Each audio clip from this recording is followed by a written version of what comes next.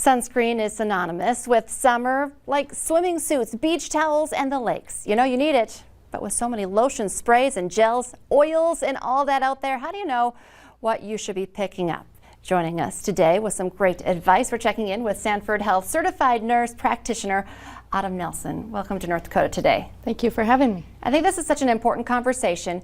One of those where I think we all just feel like we know everything about sunscreen, but we don't actually know. So we're going to kind of break down some of the basics, and just starting with what's the difference when we hear about UVA versus UVB protection? UVA protects you against skin damage. It also protects you against sunburn.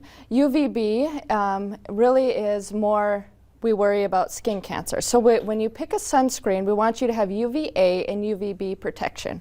You'll see it as a broad spectrum advertised. Okay, because it can be overwhelming in the store. There are so many different options.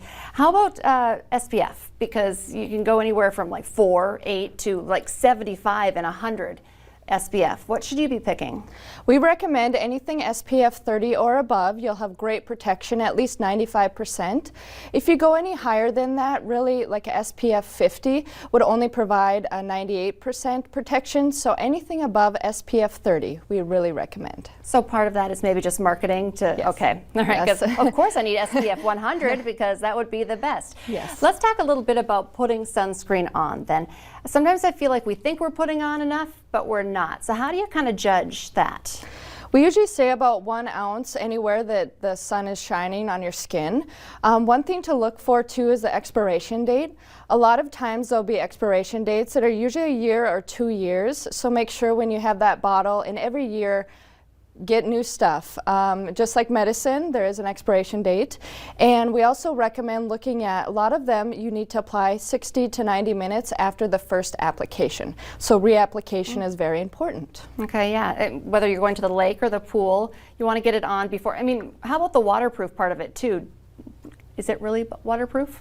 Yes, a lot of them are, if they are advertised, waterproof, but really look at that label and make sure that you're reapplying when it's recommended, which is usually 60 to 90 minutes after the first application. Lotions versus sprays. Lotions, well, sprays. If you have little kids, it just seems easier sometimes because they're wiggling and moving and you can just spray them as they're wiggling. Are they as good to use the spray?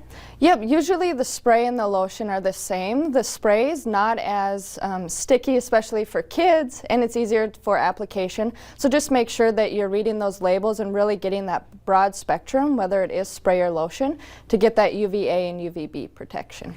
And how about when it comes to how the time of day when you're out? I think this is interesting too, because especially going into summer, we're going to have, little league practice in the early morning, and sometimes people aren't thinking sunscreen that early in the morning, but you can still get a sunburn several hours throughout the day. Can you talk to when the sun is the strongest or when it's most important to have sunscreen on?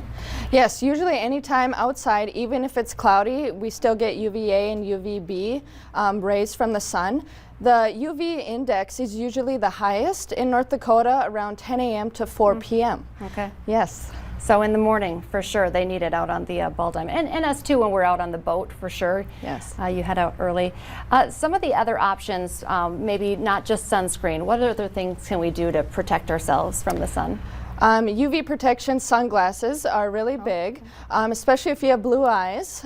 So using those sunglasses would be great.